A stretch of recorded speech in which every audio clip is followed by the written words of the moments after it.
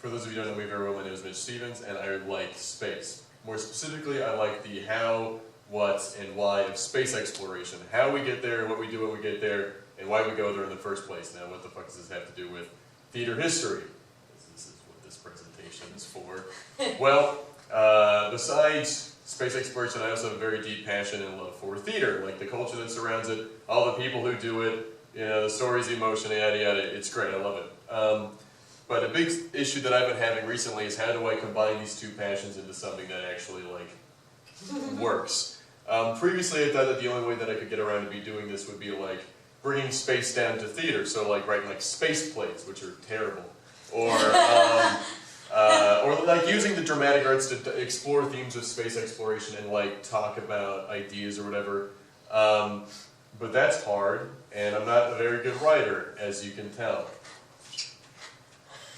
Anyways, so I thought I might like flip it on its head and do something different. So instead of bringing space down to theater, I'm going to bring theater up to space. Literally. Okay. So in this presentation, I would like to showcase my idea for the how, what, and why of what I'm going to call the Leonard Nimoy Theater, and what its first production of Antigone would look like. All right. Bada bing, bada boom. Alright, so the literal first theater in space. Okay, so, brief disclaimer. This presentation is going to have to rely on predictions of what space exploration will be like in the future. I won't be discussing how to get a theater up into space by tomorrow, as it's currently impossible in today's socio-economic and political climate. Glurp. But many decades in the future. But this isn't science fiction. This is a realistic exploration into how this idea could eventually be realized. And although this does rely on futuristic ideas, almost all of the technology required to make this happen is around today and works. Mostly. This initial proposal may sound absolutely ridiculous, but I'd like y'all to suspend your disbelief for a bit if you... Christ. Alright, so... I like to go about exploring this idea, kind of going around how I enjoy researching space exploration, going like how, what, and why. So first we're going to start off with the what. What exactly am I proposing? What does this mean? When I say theater in space, I'm not talking about putting like a theater like on the moon or on Mars, but on a space station in low Earth orbit, or LEO if you're hip. So what does that mean? A space station is a large orbital platform used as a base for crewed operations in space. For example, the International Space Station, or ISS if you're hip, is the largest and currently only operating space station. It was built by many nations over a period of 20 years. It just recently turned 20, so happy birthday. And serves as a low-G research laboratory. But the International Space Station is not a commercial space station, as it was built by the collaboration of many international governments, including US's NASA, Russia's Roscosmos, and the European Space Agency. What we want is a commercial space station. A commercial space station would be a station built and run by a private company. There are currently no commercial stations in orbit, although there are many companies proposing ideas, including Bigelow Aerospace and Axiom Space. This is where it's going to get a little like future dependent. To get this theater built in space, we need a commercial space station, because if you look at the way most governments treat funding for both space exploration and the arts, it's pretty easy to see that getting a government to fund a combination of the two would be practically impossible. So we need a commercial space station. Yes. I'll also take questions during this in case, because I want to make sure that everybody is following. I don't want anyone to get confused. So, we need a commercial space station. We all know what that means now. Cool. Alright. We also need a rotating space station. Why? Why rotating? Well, as LEO is a zero-G environment, and long-term weightlessness has proven poor for the human body, some form of artificial gravity is needed to ensure the health of those either visiting or living in space. The easiest and most recognizable way to do this is to create centripetal force by spinning the station. Some of the earliest concepts for space stations, including this form of artificial gravity, like Wernher von Braun's ring station that he proposed in the early 50s. Wernher von Braun is considered the father of modern rocketry. Important guy, good guy. This is the idea of a ring station that rotates kind of like a tire has persisted through a lot of pop culture. Like in 2001 A Space Odyssey, Space Station 5, it's rotating, we've seen that. And then in 2015's The Martian, the Hermes spacecraft has a rotating portion to produce artificial gravity. So this is an idea that's popular and all that kind of jazz. And also the Hermes spacecraft was actually designed and pitched by NASA researchers as an idea for the movie. They were like, sure, and so they used it. So these are ideas that NASA is like seriously considering as alternatives to, you know, letting your bones atrophy.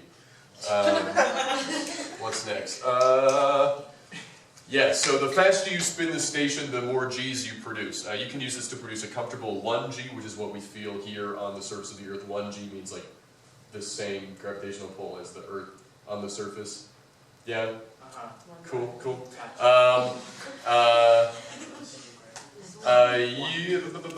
But if you decrease the speed of the spin, the fewer G's you get. You can still get that centripetal force without producing a whole 1G. You can get like a third or sixth G. With that, you can replicate the gravity of the moon, which is a sixth to Earth's gravity, or the gravity of Mars, which is roughly a third. Not only is artificial gravity important for the health of those aboard the station, it can also be used in the theater aspect of this, which is what this is. If the theater could spin independently from the rest of the station, it could produce some interesting effects. Having a multivariable spinning theater structure would not only make it possible to produce realistic Earth set plays, you know, like True West, but it's in space, so nothing's different. But it would also be possible to create literally fantastic settings. By changing the speed during a production, you could go from a normal gravity to an extraordinary lightness. Like imagine Richard III's nightmare about those he's killed, where they are literally floating above him. Or from Angels in America, when the angel actually crashes through the ceiling of Pryor's apartment. Like it can literally do that without the need of a complicated, ridiculous rigging system. It's just controlled by the performer's movements and just like how literally fantastic that would be in like the old sense of the word. Space exploration is all about going where no one has gone before. So the art that follows it should do the same. It should explore those kinds of shenanigans. So that's the structure of the theater, a module on a rotating space station. Yeah. Now let's get to the actual theater itself. What would the actual theater look like? What kind of theater space is it? Unfortunately, I doubt we will be seeing any Broadway-style proscenium theaters in orbit anytime in the near future. They are too large for the current amount of people who would be there seeing the shows and too large to build. We'll get to the idea of what building a station means later in the presentation. So what I'm proposing what the theater would look like would be a black box space that would be perfect. Not only is it small enough to not break the budget of whoever is building it, but also the multi-purpose, less flexible nature of the black box would be hugely important, as many different types of productions could be put on, not only in the style of the show, but in like how the seating arrangement is done as well. It is very important to use the amount of space you have in a spacecraft to its fullest, making as many things as possible. Making as many things as possible. I'm bad at writing. Making as many things possible. I'm just going to skip that sentence. But like, using all the space to its fullest and like making as many things multi-purpose as possible. Yeah. So that's the basic what. Like, kind of like a black box in a rotating thing attached to a separate space station. Yeah? Cool, cool, cool, cool. How? Alright, so we've got the design, we've got the design we want, a rotating black box theater attached to a commercial space station.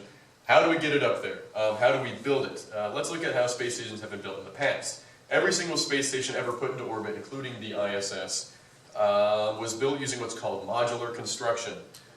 Oh cool, the GIF works. Basically, a large partner module is built on Earth and then sent up into space via rocket. Then another module is built, sent into space, and then it is docked to that original module. Basically, like, you rinse and repeat this thing, sending modules up one at a time, and then popping them all together in orbit. This is a GIF of the construction of the International Space Station over a 20-year period. And you can see different modules being attached and then shipping around to different areas. It's really cool. Yeah, then you get basically, and also the International Space Station is roughly the size of a football field, so it's a very, very large station. But modular construction does have a lot of drawbacks. Although this has worked in the past, this building style has some drawbacks. First off, the entire module has to be structurally fit enough to survive the crushing G-forces and ludicrous speeds of a rocket launch. If you were to stand next to most rockets when they lift off, the sound alone could kill you. Like, it's wild shit. And so being able to, having a space module be able to like survive liftoff and all that kind of stuff means it has to be incredibly structurally sound. But the thing is, to survive a rocket launch, these modules have to be incredibly tough and resistant. But once it is in space, the module will never experience those kinds of intense extreme forces ever again. It is a waste of weight once all that structural rigidity is a waste of weight once it's in orbit. Also, because the heavier module is, the more expensive it is to put it into orbit, and these modules are each at least several tons. And several tons of anything, like, I think back in the early 2000s when this was being constructed by Roscosmos and NASA using the space shuttle, each launch, like, per kilogram was like almost $100,000 per kilogram. So like per couple pounds is 100,000. It's a ludicrous amount of money. So that, I mean, it's been working for a while, but we need new ways of being able to do stuff if we want to really expand outwards. So are there any alternatives? Yes. There are a few that have been proven to work but have yet to be fully developed into standalone stations. The first is inflatable modules. Big balloons. They basically work by being launched in a stored, like, flat state, and then once they get into orbit, they are inflated using interior air canisters that basically inflate them like a big accordion kind of thing. The pioneering company really pushing for inflatable stations is Bigelow Aerospace. This is a picture of their proposed station as it is on orbit, it's like an on-Earth model of it, obviously. And so, but where was I? Yeah, so Kevlar-like material covers the balloon, eventually producing a rigid structure. This saves room and weight during launch, reducing the launch cost. Bigelow Aerospace already has an inflatable module attached to the International Space Station called Beam, which is what that big balloon-looking thing is. It was attached back in 2016, and over a period of 2 months it was slowly inflated to make sure that it didn't have any leaks or anything. And it's been on there for about 2 years, and it's stationed to be there for another 5, I believe, because it's been doing so well. It's currently being used as like extra cargo space. It was originally just there as a test thing, be like, will this work or will it kill everybody? It was pressurized also, so like it wasn't gonna kill. But like, what you know?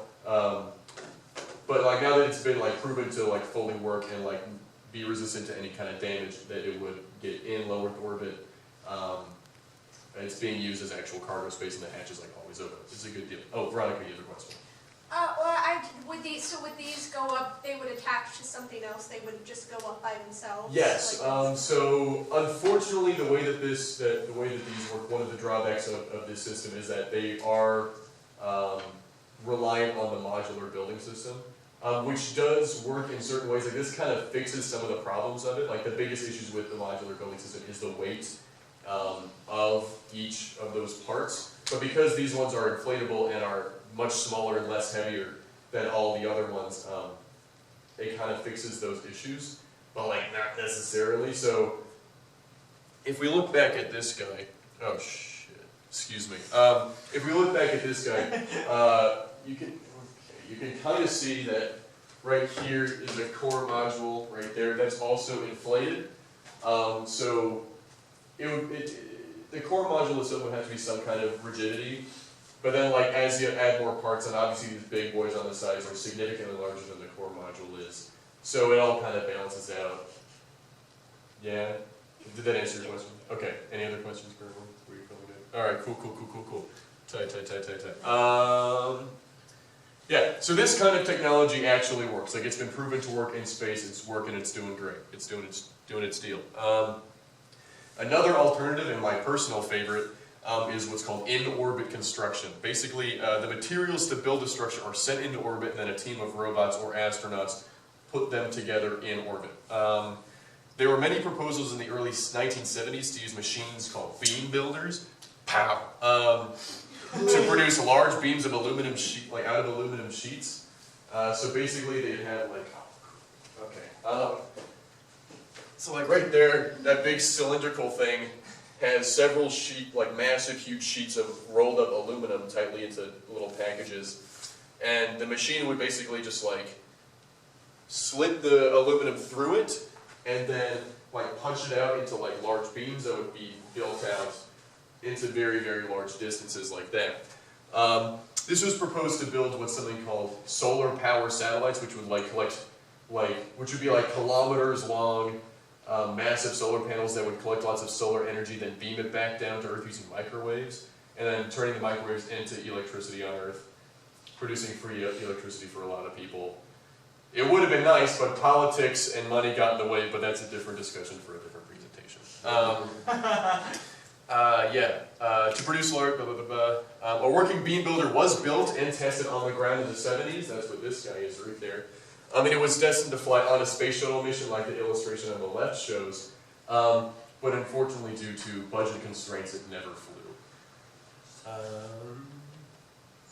If the beam builder had been fully funded, we could have seen the dawn of huge space structures as early as the 80s.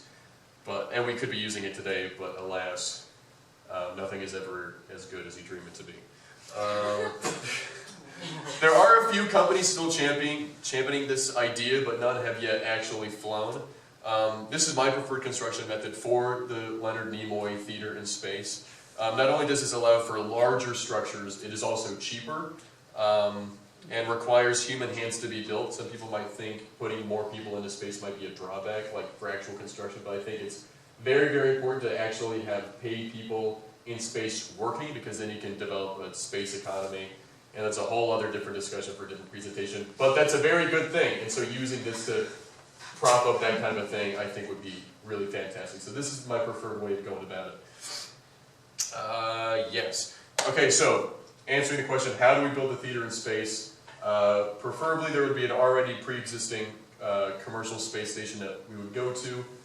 We would fly these beam builders and people up to that station, and it would be built in orbit without having to worry about how much space is being taken up on the rocket and so on. This is a much cheaper and better way to go about it. Also, we don't use the shuttle anymore. So, again, we don't need to worry about that. Okay. Why? After all of that, garbage, what's the point? What's the actual, why would we do this in the long run? Or why would we do this even at all? A lot of space exploration advocates, including myself, like to relate the exploration of space to the American expansion into the western frontier. There are a lot of differences between these two events, though, like the first one being that there isn't a native culture already existing there for several thousands of years that we know of. Aliens, but that it really isn't an issue. But back in the late 1800s, when a significant portion of the American West was yet unexplored, the government funded surveys into this unknown frontier. On these expeditions, they sent geologists, frontiersmen, military folks, but also photographers and painters. God damn. The government knew how valuable the visual arts were to the public, and how these images of beautiful mountains and scenic vistas could stir up the imagination and interest in the public to encourage them to venture out into the West as settlers and pioneers. This painting itself was done in 1871 on a survey to survey Wyoming, and this is Yellowstone. It's called this painting is called the Grand Canyon of Yellowstone, and it is absolutely breathtaking. And Yellowstone really does look like that, in real life. And so the government used these kinds of pictures to really draw people's interest, be like, look how gorgeous it is out there, you should go, kind of a thing.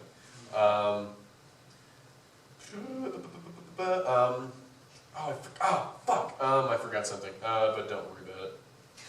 Many space exploration advocates, including myself, see this and want to apply it to the new and final frontier. There are already plenty of art promoting this beautiful and bright future in the cosmos, and right here is when I wanted to showcase some work by Robert McDonald and Alexei Leonard, who are two brilliant and beautiful space artists, and it's after the presentation maybe.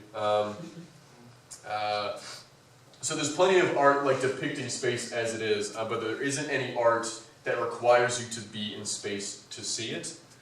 So I think bringing art into space is naturally the next step in getting folks interested in going out where no one has gone before. Theater is a form of art all about being present in the moment, all about the interaction between the action on stage and a live audience.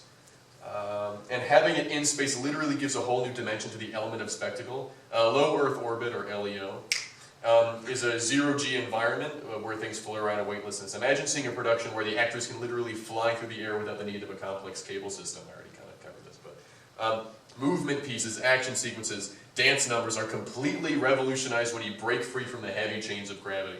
This would push the theater community to think outside the box and innovate, leading to a whole new generation of artists who use the weightlessness of a zero-G environment. So, to summarize, why put a theater in space? It not only uses the arts to promote the exploration of space, but also promotes innovation for the theater community, like actually pushes them to like do new things. So it's beneficial both for space exploration and the theater community. Although not specifically on wholes, but like propping up both, I feel like in the future that I really hope that we're going towards. Yes. So, why the Leonard Nimoy Theater? Why would I call it that? Well, for those of you who don't know, Leonard Nimoy originally played Spock in the 1960s run of the original show Star Trek. Leonard Nimoy was a big pusher for space advocacy after his run on the show. I mean, he was also a very well-known theater artist during his time when he was alive. He died a few years ago. And there's a big thing about naming theaters after people who have died. And I think this would be a really, really nice way to honor his legacy as like both a theater artist and a space advocate by having a theater named after him as the first theater space. It'd be cute. So Antigone. Why did I choose Antigone as what I think the first production should be in the Leonard Nimoy Theater? Well, I think it's a really cool metaphorical idea to like in the first in the big futuristic setting of an actual theater in space to be doing one of the oldest plays ever written, and like seeing how that kind of stuff is still, it can still translate, to even this futuristic way. And again, you could use the zero-G environment for when Athena drops down at the end to she can literally just float down. I'm not a specifically creative person when it comes to that kind of thing. I'm obviously more a practical space guy, but I still think being able to use this story in that space would be really, really beautiful in its own way. And the stage, I mean, this is obviously just a picture of, or a drawing of an ancient Greek stage, but I still think using the elements of an ancient Greek stage in the black box would be really work out. I already forgot all the vocabulary words for what any of this is, but you know what I mean if you took the class. But yeah, so I think this would be a really, really beautiful thing to do as it just ties it up. It's like, aw, it's old and it's new and they're together. Okay. Yeah. And that's the end of the slideshow. Yeah.